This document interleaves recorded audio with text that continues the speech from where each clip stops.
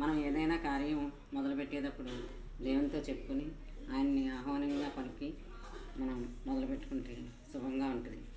ప్రతి సమయం ముందు కూడా ఆయన మనకు తోడుగా ఉన్నాడని గొప్ప విశ్వాసంతో ఉన్నాడు.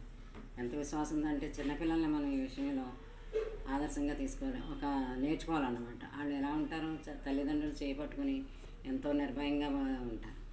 తల్లిదండ్రులు రక్షిస్తారని ఒక నమ్మకం. మనం కూడా దేవునిపై అలాంటి విశ్వాసమే ఉండాలి.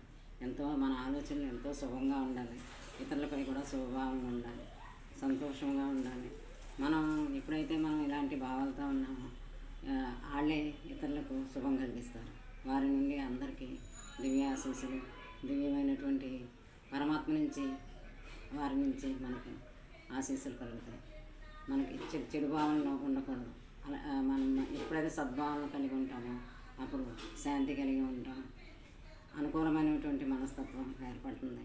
వారి ఎంతో మనకి ఇతరులకి కూడా లాభం కలిగిస్తారు. ఇంతకన్నా లాభం ఏముంది?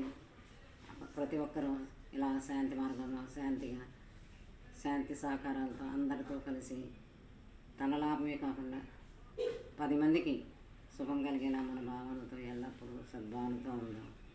అలాగే ఉండాలి.